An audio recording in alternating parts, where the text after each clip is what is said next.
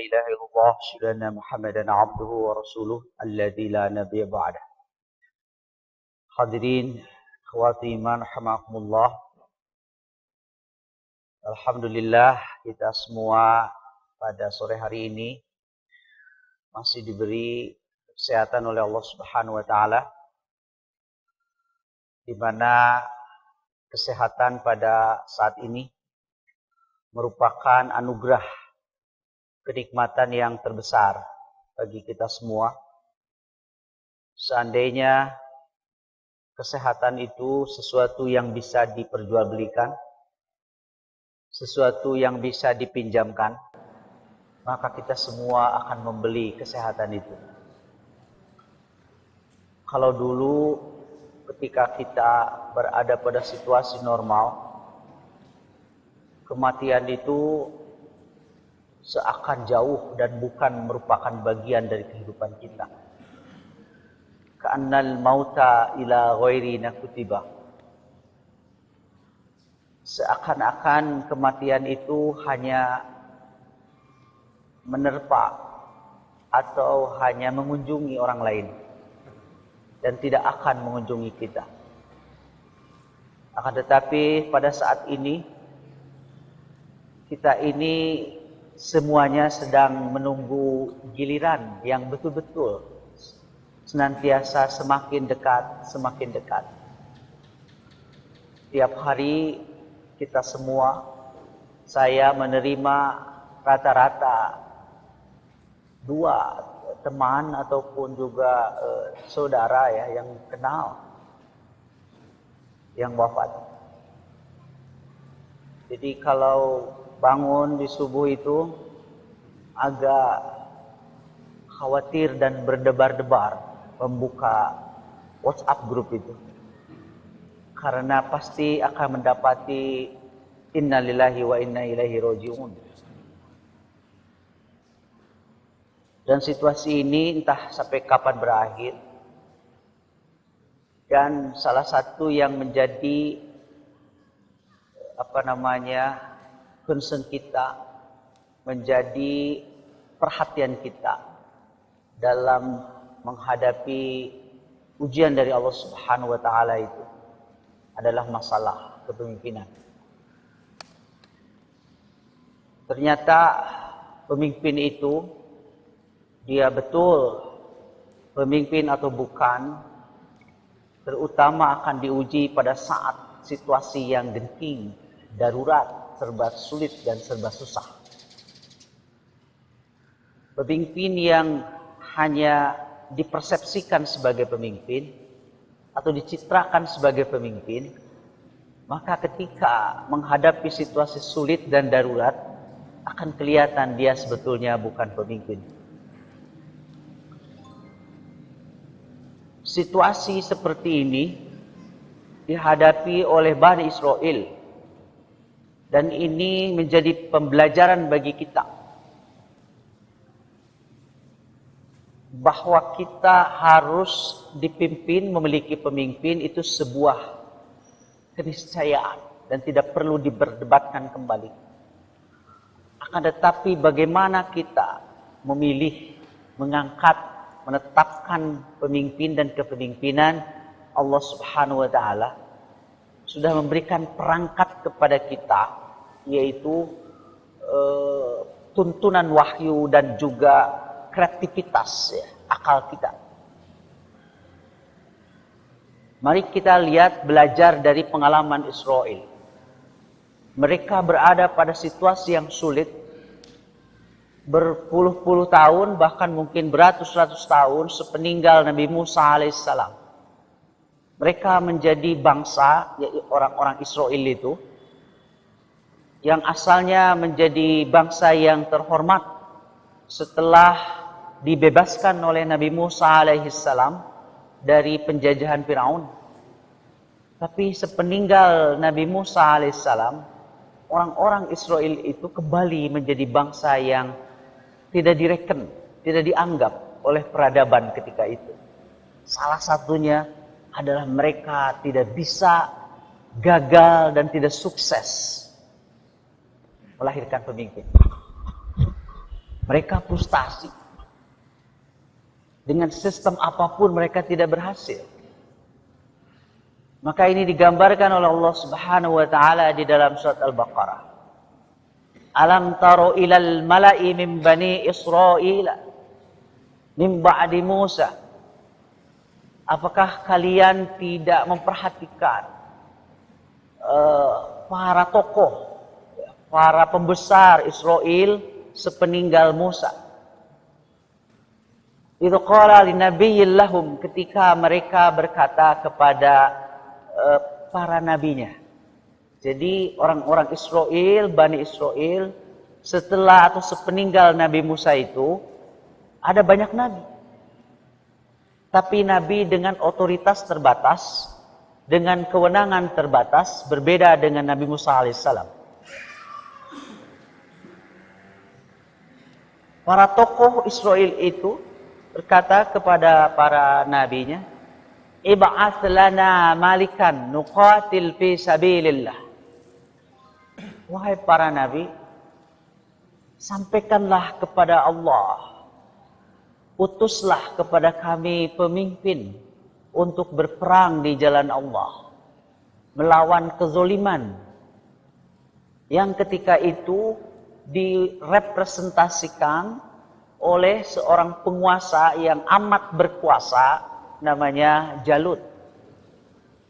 Jadi dengan perkataan lain, kirimkanlah kepada kami pemimpin untuk melawan Jalut. Musuhnya itu Jalut. Dia representasi dari kezoliman yang menyebabkan orang Israel itu terpuruk. Tapi mereka gagal melahirkan pemimpin. Jadi kegagalan kita memiliki pemimpin sama saja sebetulnya dengan kita gagal di dalam kehidupan dan membangun peradaban. Jadi ada istilah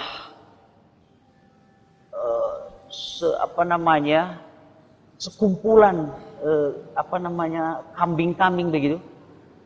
Jadi kalau dipimpin oleh seorang singa maka semuanya mengaum. Tapi kalau sekumpulan singa dipimpin oleh seekor kambing, semuanya mengembik gitu. Itulah pemimpin itu. Nah, Israel tidak punya mereka.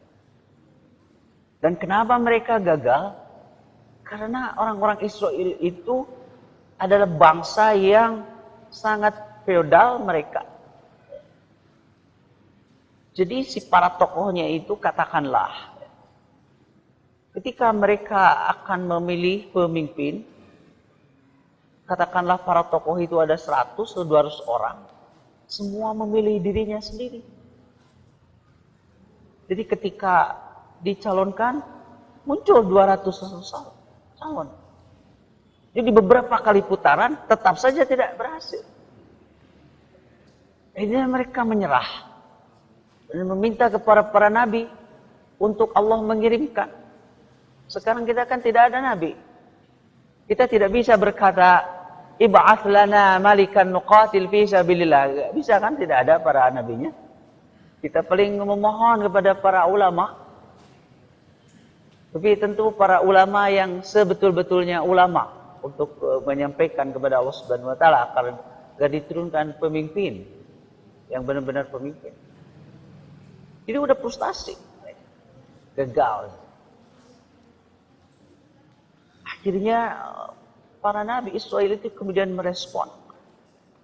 Kami mau memohon kepada Allah, tapi kami khawatir kalian itu seperti pada zaman Nabi Musa alaihi salam. Mereka juga sama.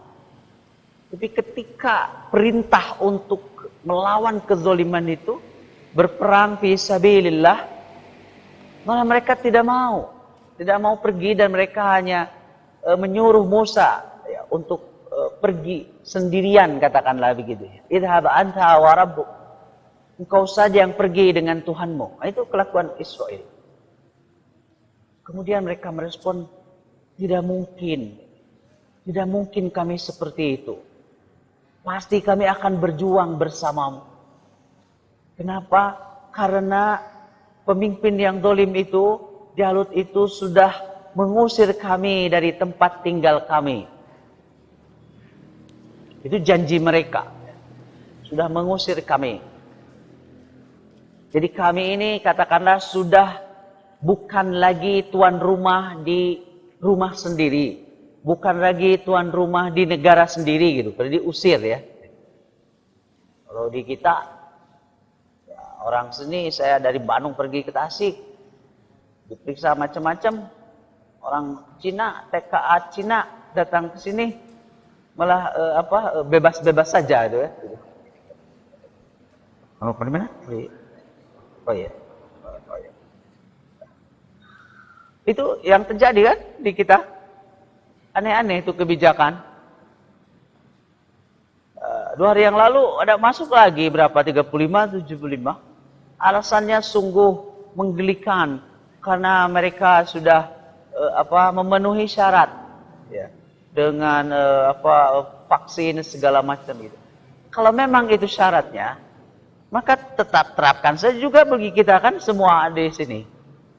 Sepanjang sudah ada sekarang PCR atau vaksin gitu, ya boleh. Kenapa? Alasannya orang TKA Cina boleh masuk dengan alasan mereka sudah memenuhi persyaratan. Ya kalau di kita juga sebab bergerak, pokoknya saya mau pergi ke Medan, ya udah tetapkan aja gitu, kan begitu. Itu satu yang aneh. Terus katanya tenaga ahli. Tapi sudah ribuan. Keahlian apa sebetulnya yang mereka mau itu? Jadi kita ini berasa seperti bukan tuan rumah di tempat sendiri, di rumah sendiri atau di negara sendiri. Dulu orang-orang Israel begitu kepada nabinya. Tidak mungkin, pasti kami akan berjuang. Akhirnya doa Allah Subhanahu wa taala para nabi Israel itu. Dan Allah Subhanahu wa taala kemudian menurunkan pemimpin. Itu untungnya Israel, masih ada nabi. Kita nggak bisa memohon kepada siapa kecuali memeras ya. Memeras akal kita untuk menghasilkan pemimpin keluar daripada permasalahan-permasalahan yang membelit bangsa yang menyuramkan peradaban.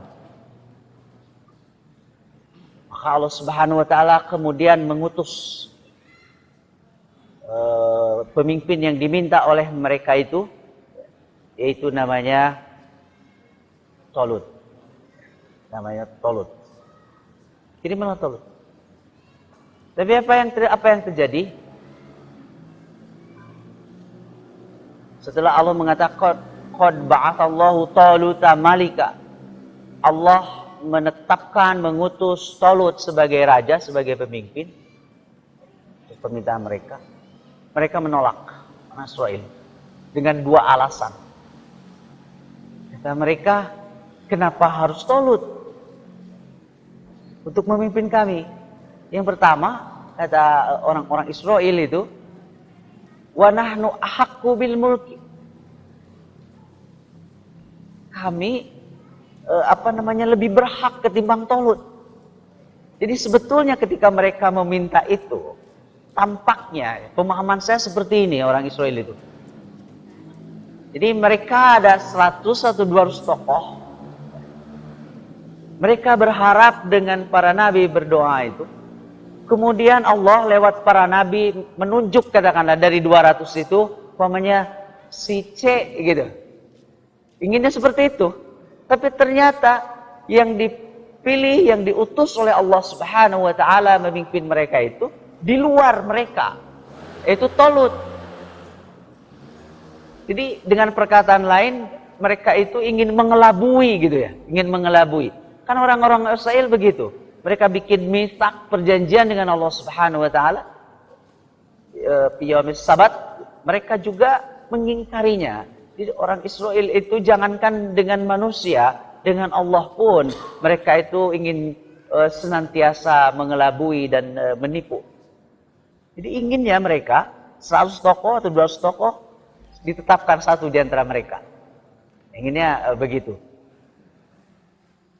Saya tidak mau punya Tuhan gitu yang gampang ditipu oleh manusia ya.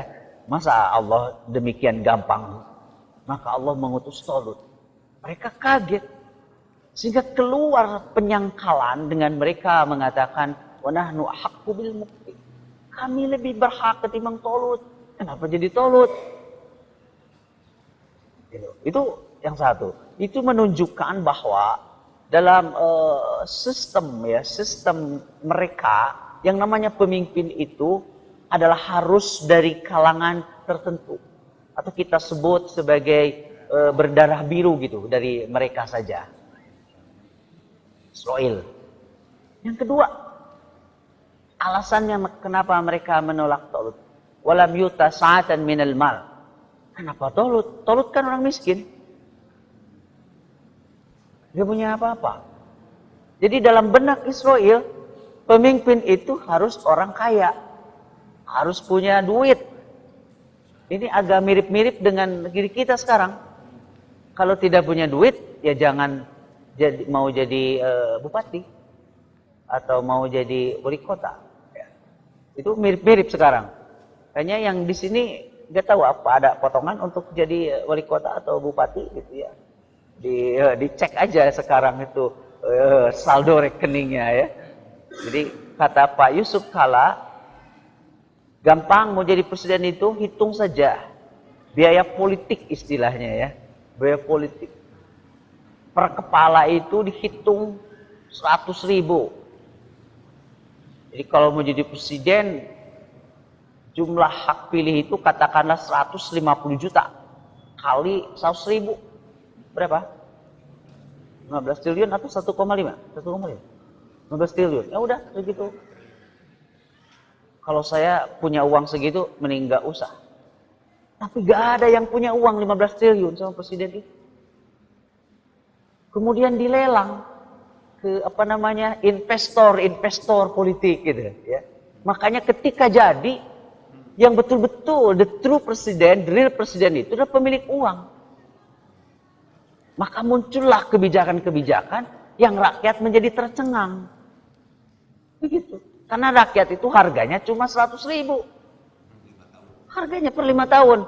5 tahun kali 365. Berapa? Inilah nasib ya. Nasib sistem demokrasi. Sebetulnya demokrasi itu baru bekerja kalau rakyatnya cerdas. Selama rakyat tidak cerdas, maka demokrasi itu akan menindas. Jadi kembali sekarang kepada kita. Kita harus cerdas. Saya akan sering berseloroh begini. Kita berkepentingan dengan rakyat yang cerdas. Karena rakyat yang cerdas itu tidak akan pernah menjadi beban negara, selalu memberikan solusi kepada persoalan-persoalan yang dihadapi. Tapi para pemain politik berkepentingan dengan rakyat yang tidak cerdas.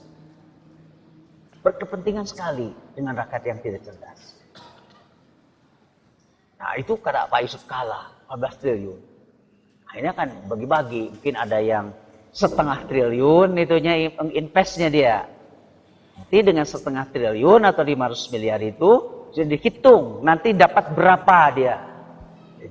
Maka dia akan mendiktekan, harus begini nanti undang-undang yang keluarnya. Terus sampai ke tingkat daerah juga. Itu harga yang harus dibayar. Jadi mereka gak mungkin plus-plus. Kalau investasi 500 miliar, gak mungkin mereka dapat 500 miliar lagi. Ya, mereka ingin paling tidak 2 kali lipat dari situ. Itu adalah politik ala Bani Israel. Mereka menolak Talut, karena Talut itu walam yuta sa'atan minal mal. Dia tidak punya harta, tidak punya uang. Kok mau jadi pemimpin? Itu alasan mereka. Itu anehnya orang Israel. Tidak mampu memohon Allah Subhanahu wa ta'ala memberikan pemimpin, setelah dikirim menolak. Ini macam kayak apa manusia yang seperti ini? Allah Subhanahu wa ta'ala kemudian membungkam mereka ya. Kenapa memilih Talut itu? Mereka menyampaikan 2 alasan penolakan Talut. Allah pun menyampaikan 2 alasan. Pertama, bastotan fil ilmi wal jismi. Dua tuh. Kenapa dipilih Tolut? Karena Tolut itu oleh Allah Subhanahu wa taala sudah dianugerahi kecukupan ilmu dan kesamaptaan fisik. Kecukupan ilmu dan kesamaptaan fisik. Saya mencoba menganalisis gitu ya dengan pesan kesejarahan ini. Ketika itu musuhnya yang akan dihadapi adalah Jalut. Jalut itu kan digambarkan sebagai pemimpin yang perkasa. Berarti gambaran itu fisik. Sehingga di dalam literatur Kristen, Nasrani, itu kalau ada tidak seimbang gitu ya antara Jalut, mereka menyebut Goliath ya, melawan David yang kecil. Gitu. Jadi kalau ada pertandingan yang tidak seimbang, umpamanya Mike Tyson dengan petinju Indonesia, umpamanya Chris John gitu ya, maka akan disebut itu seperti Goliath versus David, tidak seimbang. Jadi Jalut itu digambarkan pemimpin yang perkasa, kuat secara fisik. Dan dia juga memiliki kepemimpinan yang cerdas juga. Maka Allah seolah-olah mengatakan begini, pemimpin itu harus hadir dan dihadirkan adalah sosok yang mengetahui tantangan yang dihadapinya. Tantangan zamannya. Jalut itu adalah pemimpinnya perkasa. Berotak cerdas. Gak bisa dihadapi oleh kepemimpinan yang ala Israel. Yang feodal. Yang penting turunan kita. Gitu. Atau mereka yang punya harta. Bukan. Tapi harus dihadapi oleh yang sebanding. Dalam bahasa lainnya, dalam bahasa saya, pemimpin itu harus mengetahui tantangan zamannya. Dan pemimpin itu ke depan. Melihatnya ke depan, membawa ke depan, tidak ke belakang. Makanya namanya juga imam. Di depan, ada di depan. Gak ada tuh pemimpin yang di belakang. Di depan. Makanya salah satu keberhasilan pemimpin adalah mereka yang mampu memberikan asa, harapan, optimisme kepada yang dipimpinnya. Jadi katakanlah pemimpin itu meskipun dirinya sedang sakit, dia tidak akan pernah mengatakan kepada rakyatnya bahwa saya sedang sakit. Sakitnya pemimpin itu akan 50% dari kekalahan. Pemimpin itu tidak akan pernah. Tapi kalau rakyat yang sakit, dia akan segera merasa sakit. Nama sebaliknya, ya, kayak wakil rakyat, yang diisolasi di hotel bintang 5. Kan kami wakil rakyat katanya. Jadi bayar rakyatnya mah diisolasi di hotel 1/5. Tapi si pimpinan DPR minta mereka diisolasi di hotel bintang 5. Itu bukan pemimpin. Pemimpin itu begitu, dia sakit tapi dia gak boleh tahu bahwa dia sakit. Pemimpin itu kalau dia sedang sedih dan namanya juga manusia, rakyatnya gak boleh tahu dia sedang sedih. Dan pemimpin tidak boleh memperlihatkan kesedihannya di depan yang dipimpinnya. Gak boleh. Kalau katakanlah pemimpin itu sedang lapar, dia tidak boleh memperlihatkan kepada yang dipimpinnya, kepada umatnya, kepada rakyatnya bahwa dia sedang lapar. Tapi pemimpin harus tahu tiap hari mana rakyatnya yang lapar. Makanya harus di depan. Nah, kata Allah Subhanahu wa taala, kenapa aku pilih Tolut? Karena Tolut itu bastotan fil ilmi wal jism. Saya baca dari tafsir ya, yang dia dari paham Mu'tazilah ya, Al-Kashaf, Imam Az-Zamakhsyari. Apa yang dimaksud dengan ilmu di sini? Kata Az-Zamakhsyari, itu adalah ilmu tentang perang. Ilmu tentang perang. Tapi tafsir yang lain mengatakan ilmu di sini adalah ilmu tentang kepemimpinan, siasah gitu. Jadi singkat kata, tadi saya mengatakan, karena pemimpin itu hadir harus mengetahui tantangan zamannya. Jadi kalau Az-Zamakhsyari mengatakan bastotan fil ilm, al-ilmu di sini maknanya adalah ilmu tentang perang. Kita maknai harb itu dalam pengertian luas, gitu. Bukan perang dalam artian fisik, menghadapi musuh secara fisik, akan tetapi tantangan. Itu namanya pemimpin. Harus memiliki. Tadi saya menyampaikan di depan pemuda Persis, tidak ada sekolah untuk calon pemimpin. Tidak ada. Sekolah calon presiden, calon gubernur, calon bupati, calon wali kota, tidak ada. Tidak ada. Bagaimana kemudian bisa? Kan kita sudah sering menyebut ini ya, kullukum ra'in. Setiap kalian itu adalah pemimpin. Artinya kita yang di sini itu bisa semuanya juga untuk jadi pemimpin. Dalam level manapun. Nah, pemimpin itu syaratnya yang tadi karena harus berilmu menghadapi tantangan. Maka seorang pemimpin itu, bapak-bapak, ibu-ibu, adalah mereka yang mau belajar dengan cepat. Pemimpin itu, karena dia harus memimpin. Apakah Rasulullah SAW sebelum beliau diangkat sebagai Rasul, sebagai Nabi dan Rasul, apakah beliau pernah memimpin perang? Tidak pernah Rasulullah. Akan tetapi Rasulullah SAW dia adalah panglima perang. Menurut catatan para ahli sejarah, selama 10 tahun di Madinah kurang lebih 88 kali perang. 88. Baik perangnya terjadi ataupun tidak gitu. Jadi diumumkan saja ya. Ada istilahnya peperangan yang sebetulnya tidak terjadi satu pertempuran yang itu. Itu ada banyak. 88. Jadi kalau dibagi 10, 8,8 per tahun. Singkat kata, tiap 2 bulan tuh ada. Kalau kita tiap 2 bulan perang, bangkrut tugas negara. Sekarang melawan musuh yang tidak terlihat, itu sudah istilahnya apa ya, blooding tuh, APBN dan APBD kita, berdarah-darah. Konon katanya APBD provinsi kita itu defisit sekarang itu 6 triliun. Defisit 6 triliun, kalau tidak salah APBD Jawa Barat itu 30 sampai 35 triliun. Jadi defisitnya berapa persen ya? Berapa persen? Lebih malah ya. 6 triliun defisitnya. Negara juga apalagi defisitnya. Itu baru perang 2 tahun juga belum. Rasulullah itu bagaimana coba dalam 1 tahun 8 kali perangan. Beliau mengatur itu. Apakah Rasulullah SAW sebelumnya dia pernah memanage peperangan seperti ini?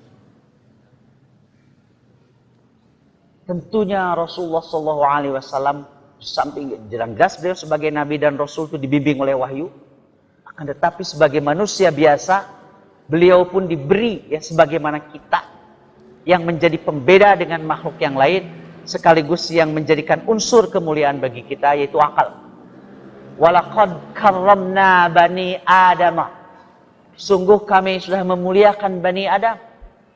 Wa hamalnahum fil barri wal bahr wa razaqnahum minat thayyibat wa faddalnahum ala katsirin mimman khalaqna tafdila. Yang pertama itu dengan apa dimuliakannya Bani Adam itu? Coba kita lihat di dalam surat Al-Baqarah ketika Allah Subhanahu wa taala akan menjadikan Adam sebagai khalifah.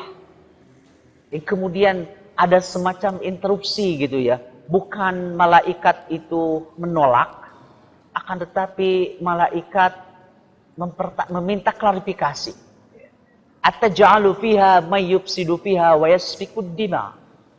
Jadi malaikat seolah berkata, kenapa Allah kau memilih khalifah itu antara perilaku dengan tugas itu tojaiyah. Gitu. Seperti apa ya kalau kata orang Tasik, miapekeun hayam kahelang.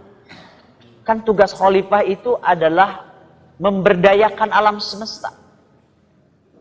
Khalifah itu makanya suka diartikan pemimpin. Karena tugas pemimpin itu memberdayakan semesta, memberdayakan manusia. Jadi tugas pemimpin itu memberdayakan manusia dari yang asalnya tidak tahu menjadi tahu, yang asalnya miskin menjadi sejahtera, yang asalnya tidak tentram menjadi aman, itu pemimpin, khalifah. Tapi kan manusia justru wayasfikud dima. Malah mereka sering mengalirkan darah. Malaikat malah mengkampanyekan diri sendiri, kira-kira begitulah. Jadi boleh dong mencalonkan? Boleh, asal punya modal. Jadi kita kadang-kadang juga aneh. Jangan memberi jabatan kepada yang meminta. Yaitu yang meminta dan dia tidak punya kapasitas. Justru orang yang punya kapasitas dan dia diam. Tidak menyampaikan dia punya kemampuan. Dolim sebetulnya dia terhadap publik. Jadi hati-hati dengan kemunafikan berbungkus keikhlasan. Kata malaikat, wa nahnu nusabbihu bihamdika wa nuqaddisulah. Mungkin kalau bahasa itunya, kenapa tidak kami yang dipilih? Kami itu modalnya adalah makhluk yang senantiasa bertasbih, bertahmid dan bertasbih. Allah pun menjawab dengan sangat elegan, karena malaikat juga menyampaikannya adalah kapasitas. Ya, kapasitas tuh modal gitu. Kalau sekarang sebut dengan social and political capital. Jadi modal sosial dan modal politiknya. Kata Allah Subhanahu wa taala, "Inni a'lamu ma la ta'lamun." Aku mengetahui yang kau tidak ketahui. Kenapa Adam menjadikan khalifah itu. Kemudian Allah mengatakan, "Wa 'allama Adam al-asma'a kullaha." ثم عرضهم على الملائكة فقال أنبئوني بأسماء هؤلاء إن كنتم صادقين. Kemudian aku ajarkan kepada Adam al-asma. Itu kalau diterjemahkan secara harfiah kan nama-nama. Nama-nama. Dari sekian tafsir yang saya coba baca dan saya simpulkan al-asma ay al-ilm. Aku ajarkan kepada Adam ilmu. Ada ahli tafsir yang mengatakan sifat-sifat Allah katanya al-asma itu. Ada nama-nama ciptaan Allah sebenarnya kan gitu. Kenapa saya kemudian menyimpulkan itu? Karena ilmu itu hakikatnya kumpulan nama-nama, kumpulan konsep. Ilmu itu, ilmu apapun, itu kumpulan konsep. Saya dulu belajar pertama kali tahun 77 ya, ilmu nahu itu dibangun di atas 3 konsep utama itu. Isim, fi'il, huruf. Itu konsep. Dari situ mulainya isim, fi'il, huruf. Itu bangun. Jadi itu merupakan filosofi dari ilmu bahasa. Nah, makanya ada 2 orang filosof kembar ya dari Amerika, bagus sekali dia mengatakan, namanya Will Durant dan Ariel Durant. Ariel. Dia mengatakan begini, every knowledge begin with its philosophy and end into the art. Setiap ilmu mesti dimulai dengan filsafatnya dan harus berakhir dengan seni. Apa yang dimaksud? Saya ambil contoh tadi, belajar bahasa. Secara filosofis bahasa itu adalah alat komunikasi. Itu harus dipegang. Jadi kalau kita belajar ilmu bahasa apapun tapi tidak dipegang itu filosofinya, maka tidak akan bermanfaat. Untuk apa? Di narapot, nahu 10, sorop 10 segitu. Tapi kita bisa ngomong. Kita bisa nulis. Gak bisa dengar. Untuk apa?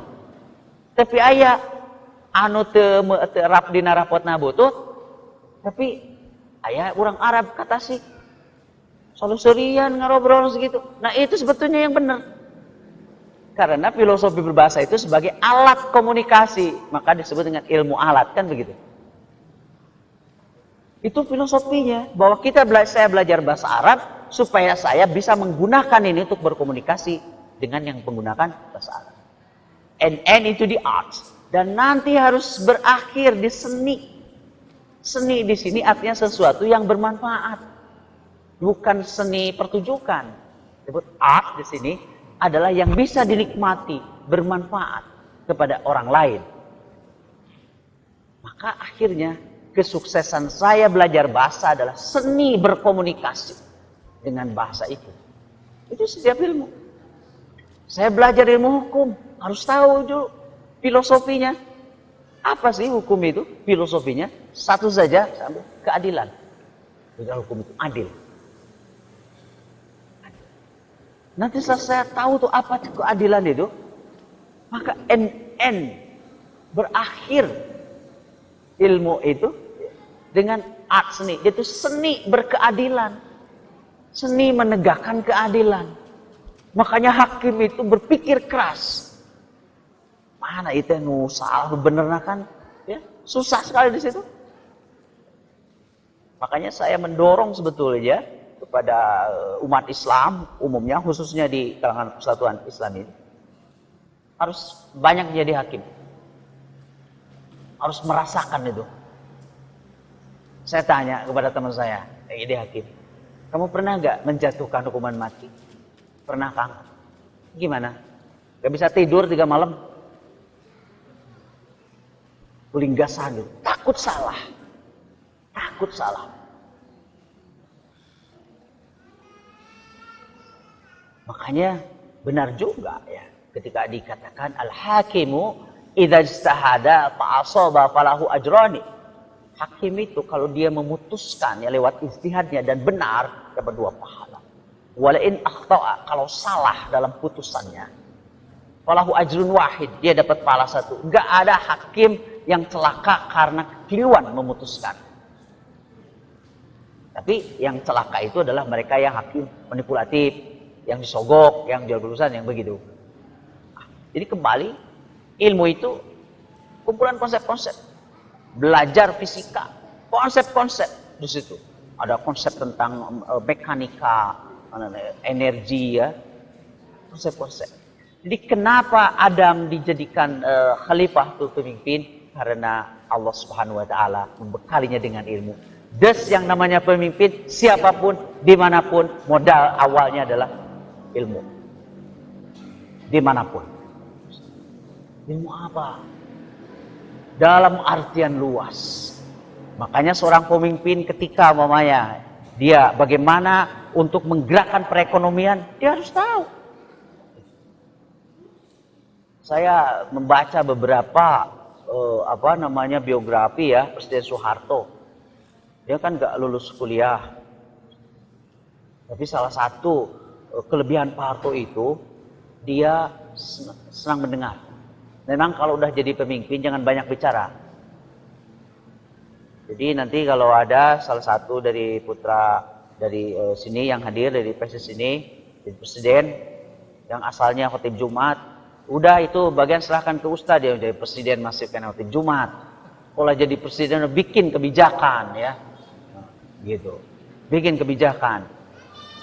Itu mas serahkan saja ke sini ke Ustadz Hamid tetap dan gitu ya. Jadi kalau Ustadz Yusuf yang jadi presiden, bikin kebijakan. Nah Pak Harto itu dengar. Awalnya di briefing dia, briefing sama Profesor Wijoyo Niti Sastro, Profesor Ali Wardana. Paling yang cerita Profesor Ali Wardana, Profesor Emil Salim, Muhammad Sadli, dengar Pak Harto. Kurang dari 1 tahun, menteri-menteri lapor ke Pak Harto. Pak Harto yang kemudian memberikan arahan. Nah itulah pemimpin. Kemudian ingin Pak Harto kan membangun dulu terkenal, makanya dulu ada sawah Gogo Rancah apa gitu ya di pertanian. Belajar dia. Jadi engke lawan orang PSS jadi presiden. Terus mau tentang ini ekonomi, ya jangan dibuka, itu kasir dong. Tanyakan. Ada ahlinya. Ilmu dasar bagi pemimpin adalah ilmu. Nah, makanya Allah Subhanahu wa taala tuh menjawab ke Israel, kenapa kau pilih Talut? Bastotan fil ilmi wal jism. Jadi dia tahu bagaimana cara menghadapi tantangan ini lawan. Dan akhirnya apa yang terjadi? Kalah kan Talut itu. Dan bagus strateginya. Di dalam Al-Quran itu relatif agak detail ya disampaikan bagaimana mengalahkannya. Talut kan mengetahui ini mayoritas itu kan menolak kepemimpinan Talut. Ya, bagaimana mungkin sekarang Talut membawa pasukan di mana pasukan mayoritasnya menolak? Itu berbahaya. Sehebatnya pemimpin siapapun, kalau rakyatnya tidak mendukung, itu tidak akan berhasil. Maka kemudian digambarkan di situ, Talut mengatakan, innallaha mubtalikum binaharin. Allah akan menguji kalian dengan sebuah sungai. Barang siapa yang minum air sungai ini, ia bukan pasukanku. Ila man ightarafa ghurfatan biyadihi, kecuali yang hanya untuk menghilangkan haus saja gitu. Dan siapa yang tidak minum, maka dia siapa yang tidak minum kecuali hanya untuk menghilangkan haus, maka dia pasukan. Apa yang terjadi? Fasyaribu minkum, mayoritas minum, dia segala lulus ujian. Mayoritas. Bahkan kalau dikalkulasi, ada beberapa ahli tafsir yang mencoba memprosentasekan. Jadi yang lulus itu hanya paling ya 15% gitu ya, 15%. 15% saja dari kurang lebih 88.000 pasukan kira-kira seperti itu. Kecil sekali. Maka Talut pun itu menjadi takut sekali. Apalagi yang gak lulus, yang mayoritas mengatakan la taqata lana al-yauma bijalut. Aduh, kayaknya kami tidak akan mampu menghadapi Jalut. Itu mayoritas. Situlah pemimpin itu diuji. Nah, akhirnya Talut itu diyakinkan oleh yang teruji. Mereka meyakinkan Talut melihat pemimpinnya galau gitu. Kam min fi'atin qalilatin ghalabat fi'atan katsirah. Mereka meyakinkan kepada Talut. Mungkin kalau dalam bahasa kita akan mengatakan, tenang Talut. Sejarah mengajarkan kepada kita, kemenangan itu tidak ditentukan oleh jumlah yang besar. Tapi fi'ah qalillah sebetulnya bukan jumlah kecil. Tapi saya memahaminya begini. Kemenangan itu ditentukan oleh yang teruji, yang lulus ujian. Hanya biasanya yang lulus ujian itu sedikit. Jadi bukan kemenangan ditentukan oleh jumlah yang sedikit. Namun gitu mah geus we urang atuh. Nyeun jamiah pasukan laletik itu bukan. Tapi pesannya adalah kemenangan itu ditentukan oleh mereka yang lulus ujian. Hanya sunnatullah mengajarkan kepada kita, nu lulus ujian mah saeutik. Daftar 10.000, anu diterima 500 kan begitu. Kalau aya nu kieu daftar 10.000, diterima 8.500, tambah lain ge ujian. Aya nu leuwih parah, daftar 5.000, nu diterima 6.000. Aya aja urang mah. Aya nu kitu. Iya, saya menyaksikan di marah-marah saya di kampus saya sendiri. Betul itu. Kacau sekali. Ya. Saya penilai 25. Nah, diumumkan jadi 45. Nah, berarti ini ada jalan belakang. Saya tanda tangan. Yang saya sebagai tim penilai, yang lulus itu 35. Ditetapkan kan? Katakan oleh pimpinan gitu. Universitas. Nah jadi 45. Yang lebih kacau aya nu datang. Kenapa saya lulus ya? Dan saya mah gak ikut ujian. Gitu. Eta ajaibnya di urang ya. Eta ajaibnya di urang. Jadi rek menang kumaha. Kita lu yang seperti ini gitu. Ya. Nah, jadi yang tadi pasukan Talut mengatakan kaming fiatin qalilatin itu, tolong jangan dipahami kemenangan itu di jumlah yang sedikit, bukan. Tapi yang teruji hanya sunnatullah mengajarkan kedua kita, yang teruji itu sedikit. Yang teruji itu. Makanya kemenangan Rasulullah SAW di dalam sejarah tidak pernah menang karena jumlahnya banyak. Gak ada perang apapun. Tapi kemenangan itu di tangan para sahabat Rasul. Teruji. Militan. Teruji. Bagaimana lahirnya? Apa istilahnya pasukan rakyat umat yang teruji? Karena pemimpinnya yang teruji pula. Yang bastotan fil ilmi wal jism. Adalah pemimpin yang tahu tantangannya. Makanya diurang sok ieu cenah pemimpin teh dipilih. Mana visi misinya? Kan begitu ya. Namanya vision itu ke depan, nggak ada vision ke belakang. Dia nggak ada pemimpin mau mawa karep, lamun mawa ka tukang lain pemimpin eta anu gitu. Maka mana visi misinya gitu pemimpin. Karena itu tadi pemimpin itu membaca tantangan di depan, tantangannya.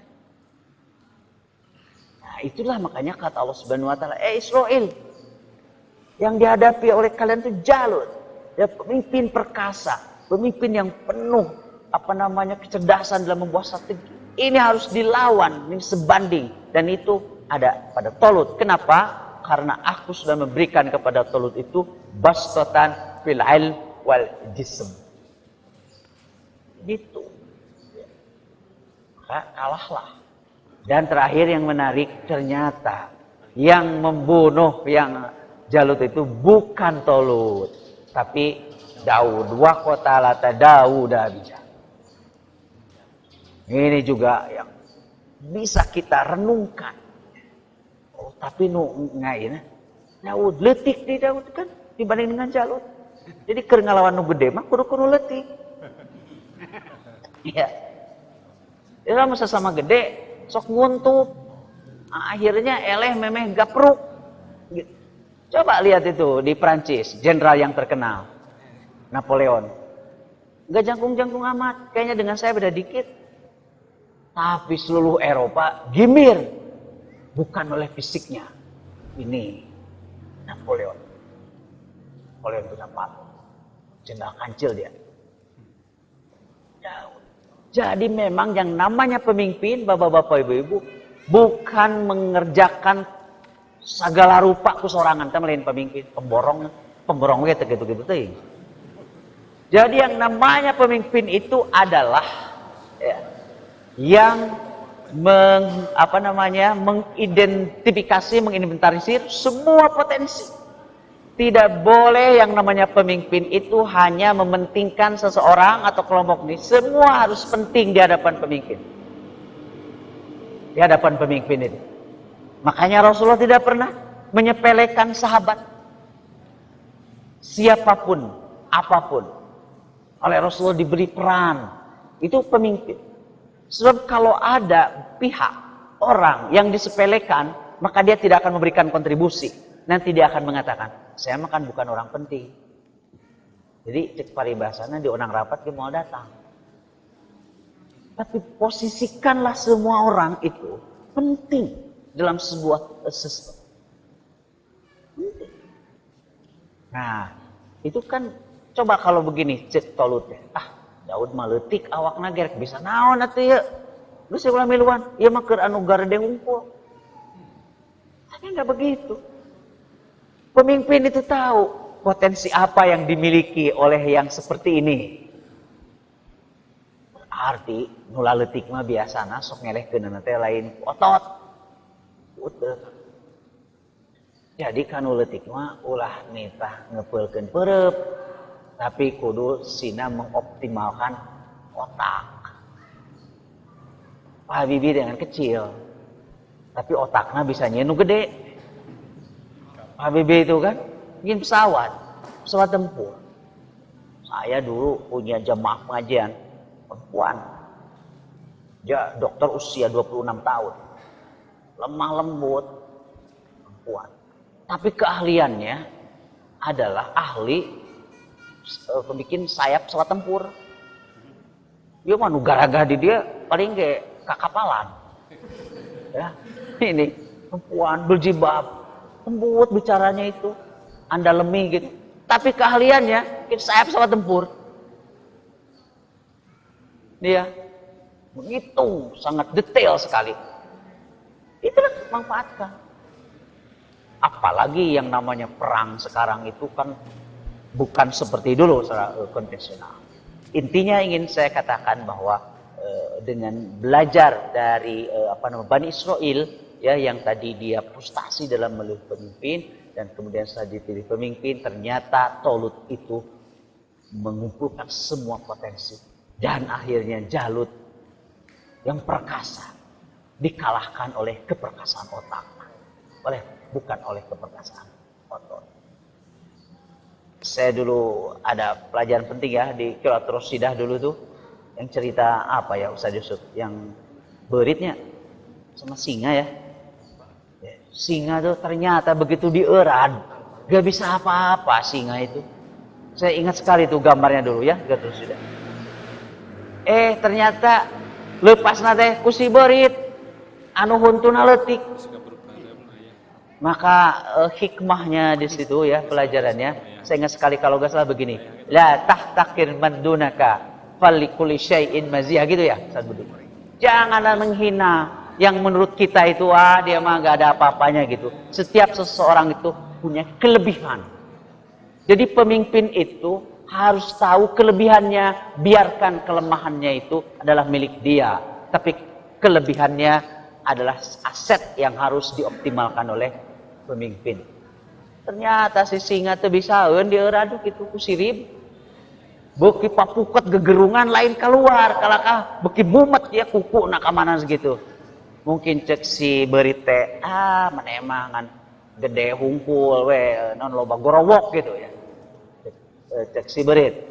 Namun si berit bisa ngomong, dia akan berkata begini, halik waing.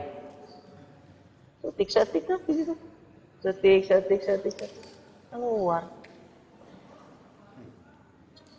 Maka saya ingat sekarang di situ ya, pesannya.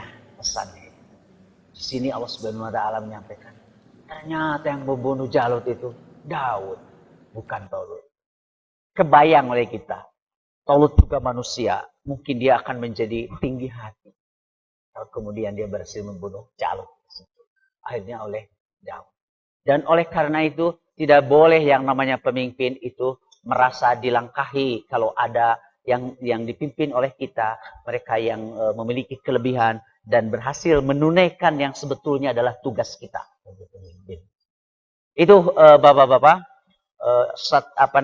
nilai strategis ya dari kepemimpinan yang sekarang kita rasakan ya dalam menghadapi pandemik ini. Indonesia dikritik ya habis-habisan karena kebijakannya yang pelin-pelan. Kebijakan yang pelin-pelan karena tidak ada kepemimpinan yang jelas. Kan seharusnya yang memimpin operasi melawan COVID ini adalah Menteri Kesehatan. Tapi jadi Menteri Kelautan. Ini, Menteri Kelautan. Kemudian COVID itu kan bukan musuh seperti tentara nubung kelekan. Lawan aina menjadi ku TNI jeung polisi. Gitu. Ya. Jadi COVID ditembak ke peluru, cek COVID jingsap teh saeutik gitu ya. Nah, ini yang kacau. Jadi dikritik, harusnya Menteri Kesehatan. Menteri Kesehatan kemana? Itu jelas. Akhirnya ketika ada pertanyaan tentang vaksin, ya dia akan ngurus laut, tidak tahu, tidak menjawab. Tapi kalau kepada ahlinya apa? Sekarang apalagi banyak medsos, tidak bisa rakyat disalahkan. Pokoknya gini, jangan ikuti hoax, jangan itu. Kadang-kadang yang pemerintah aja tidak bisa membedakan mana hoax mana nu henteu. Buktina aya nu nyumbang 2 triliun dianggap bener. Coba lamun nu eta teh usah diusuk ke panjaran. Itu karena beda 2 triliun. Bahkan buzzernya dengan seenaknya, ini uang loh bukan pasir-pasir. Jeung pika sebeleunana teh mana kalian umat Islam? Cager. Umat Islam ini sebagai bagian terbesar di negeri ini lebih daripada 2 triliun. Ratusan ribuan triliun yang kita berikan dari pajak-pajak kita. Ya. Jadi sekarang di medsos. Tidak bisa rakyat itu kemudian dikerangkeng. Maca rakyat.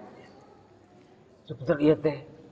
Can ada nu make masker. Mah kudu nu gering. Kan orang mah sehat. Itu cek nu dokter nu iya. Dijawab ding nu nya. Tapi kan orang teu apa. Sah nu gering, sah nu sehat. Gitu. Nah harusnya itu ada dari pemerintah yang yakin. Karena itu. Sabab anu bertanggung jawabna nu teu nyaho nu lain ahli kesehatan. Akhirnya kan dia kalau ngancam-ngancam. Siapa yang mengatakan bahwa COVID tidak turun, datang ke saya sampaikan ke mukanya. Kan gitu ya. Kalau PTK naik terus, minta maaf. Kepemimpinan. Nah, karena banyak negara yang kemudian berhasil karena kepemimpinannya. Justru kepemimpinan itu siapapun diuji di saat darurat. Kelihatan sekali di situ pemimpin. Di saat darurat makan serba sulit, serba terbatas, serba mendadak, tapi dia berhasil keluar, itulah pemimpin. Itulah bapak-bapak, ibu-ibu, salah satu pelajaran bagi kita semua tentang kepemimpinan yang direpresentasikan di dalam Al-Quran, yaitu oleh sosok Tolut dalam melawan Jalut. Katakanlah Jalut nate aya nama perkasa bukan dalam artian fisik, tapi perkasa kulantaran leutik tapi cilimit si COVID mah. Ya. Ari si Jalut nu badag gitu eta mah dedeg pangadeg nate ari si COVID mah leutik. Cilimit disebut aya, disebut aya. Teu tingali eueuh. Tapi lamun geus tepa kana urang. Hidup poe di rumah sakit. Innalillahi. Itu. Bahkan ada dokter. Dokter nih guru besar malah. Udah semua. Urang mah maskerna ge murah tuh. Dia mah 2000 sabaraha ya. Dia pakai APD gitu. Konon katanya per hari dia mengeluarkan hampir 20 juta. Karena dia juga praktek bapak-bapak ibu-ibu. Untuk mengobati. Dan yang diobatinya kan yang sangat rentan. Telinga. HT gitu. Oh puluhan juta dia. Kenal. Hampir. Akhirnya kata beliau, aduh ternyata COVID itu. Beliau 14 hari di rumah sakit. Tas tilu dinten di bumi. Neme dinten katilu cenah emot ieu teh di bumi. Jadi ada ini dulu gitu ya. Karena udah ada tersangka. Tah eta musuhna dileutik teu katingali cilimit deh. Cilimit pisan gitu ya. Yang dia hadapi itu bukan musuh bungkeulegan. Masalahnya kepemimpinan harus betul. Mudah-mudahan Indonesia ke depan mendapat pemimpin yang betul-betul tahu tantangan masa depan, dan insya Allah salah satu yang akan menjadi pemimpin ada di tengah-tengah kita. Sini segala macam ya. Nanti ini ada calon presiden tahun 2050 di dia. Ya, yang tahun 2060. Oke, Indonesia 100 tahun teh dari merdeka tahun 2000 berapa ya? 2045 ya? 2045, berarti saya usia berapa ya? Sekitar 84 tahun. Kalau dilihat dari almarhum ayah saya yang wafat sekitar usia 80 tahun, kayaknya saya bisa tuh kalau pakai teori itu. Masih ada 80 tahun. Ini ya. 80 tahun. Jadi nanti presiden pada saat Indonesia 100 merdeka adalah dari Persatuan Islam. Terima kasih. Wassalamualaikum warahmatullahi wabarakatuh.